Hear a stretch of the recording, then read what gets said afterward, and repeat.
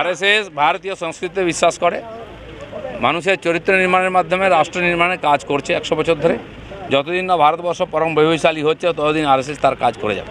হিন্দু সমাজের ঐক্যবদ্ধতাই মূল লক্ষ্য বললেন মোহন ভাগবত। হাজারো জটিলতা কাটিয়ে হাইকোর্টের হস্তক্ষেপে বর্ধমানের তালিত সাই কমপ্লেক্সে রাষ্ট্রীয় স্বয়ংসেবক সংঘের আরএসএস প্রধান মোহন ভাগবতের সভা শুরু হয় রবিবার।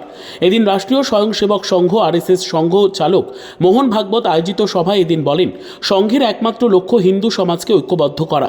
তিনি স্পষ্ট করেন যে সংঘের মূল কাজ হল সমাজকে একত্রিত রাখা এবং এমন মানুষ গড়ে তোলা যারা ঐক্যবদ্ধ জীবনযাপন করবে। তিনি আরও বলেন, হিন্দু সমাজই ভারতের দায়িত্বশীল সমাজ। এই দেশের একটি স্বতন্ত্র স্বভাব রয়েছে যা বহুবিধ সংস্কৃতি ও মতাদর্শকে গ্রহণ করে এগিয়ে যায়। ये स्वभाव नहीं है तो भारत नहीं है, और ये स्वभाव परंपरा से जिनके पास आया है, इस स्वभाव में प्रथम दीक्षित जो हुए और उस प्राचीन समय से आज तक जो उस स्वभाव का निर्वाह कर रहे हैं, ऐसे समूह को आज भारतवर्ष में हिंदू समाज कहा जाता है। सारे भारतवर्ष में आसित तो हिमाचल हिंदू समाज में विश्व भर में पहले हिंदुओं में भी आचरण की मान्यता यही है।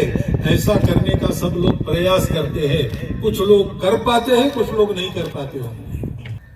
कि किसी देश के समाज की जो क्वालिटी है, समाज की जो गुणवत्ता है, वैसा वो देश बनता है।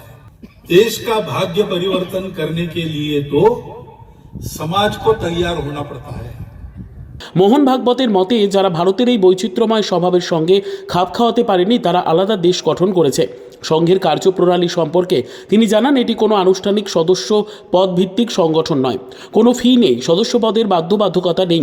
যে কেউ এসে সংঘের কাজ বুঝতে পারেন এবং ইচ্ছে মতো চলে যেতে পারেন, এমনটাই বলেন ভাগবত। সমাজের বৃহত্তর স্বার্থেই সংঘের ভূমিকা গুরুত্বপূর্ণ বলে তিনি উল্লেখ করেন। এদিনের এই সভায় উপস্থিত ছিলেন দিলীপ ঘোষ, সুকান্ত মজুমদার সহ অন্যান্য বিজেপি নেতৃত্ব। দিলীপ ঘোষ বলেন, বাংলাদেশের পরিস্থিতি নিয়ে যথেষ্ট চিন্তিত এই দেশের মানুষেরা, কিভাবে বাঁচবে সেটাই বড় চিন্তার বিষয়। এই সভা করা নিয়ে বাধার সম্মুখীন হতে হয়। বাংলাদেশ চলবে এরকম, দুর্ভাগ্য ওখানকার লোকেদের, এমন কিছু লোকের হাতে পড়েছে, তাদের কিছু করার নেই, কষ্ট আছে। আমরাও চিন্তিত, বাংলাদেশের 18-20 কোটি লোক, তাদের ভবিষ্যৎ কী হবে, দেশটার ভবিষ্যৎ কী হবে, আদৌ থাকবে কি ভেঙে যাবে, এই ধরনের প্রশ্ন আছে। আমার মনে হয় যারা ওখানকার শান্তিপ্রিয় স্থির বুদ্ধির মানুষ, তারা এক সময় বেরোবেন, তার নেতৃত্ব দেবেন, আবার বাংলাদেশ ঠিক রাস্তায় আসবে। আরএসএস ভারতীয় সংস্কৃতিতে বিশ্বাস করে, মানুষের চরিত্র নির্মাণের মাধ্যমে রাষ্ট্র নির্মাণের কাজ করছে 100 বছর ধরে। যতদিন না ভারতবর্ষ পরম বৈভবশালী হচ্ছে ততদিন আরএসএস তার কাজ করে যাবে। Bureau report, PB news. Andaman township project, ফ্ল্যাটের থেকেও সস্তায় এবার নিজের বাড়ি। প্লট করার জায়গা মাত্র 1,80,000 থেকে 3 লক্ষ টাকা কাঠা, এবং সাথে সাথে নিজের নামে অগ্রিম রেজিস্ট্রি করে নিন।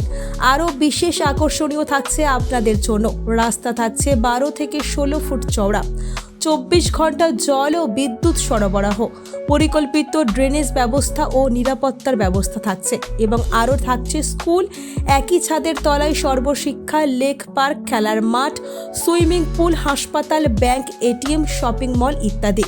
আরও অনেক সুযোগ সুবিধা পাচ্ছেন। ঠিকানা মনে রাখবেন, বর্ধমান রেলওয়ে স্টেশন থেকে কাটোয়া রোড, দেওয়ানদিঘি থানা 500 মিটার, নবদ্বীপ রোড 200 মিটার। তবে আর দেরি কেন, আজই চলে আসুন। যোগাযোগ নম্বর 8918277795, এছাড়াও 7547903108।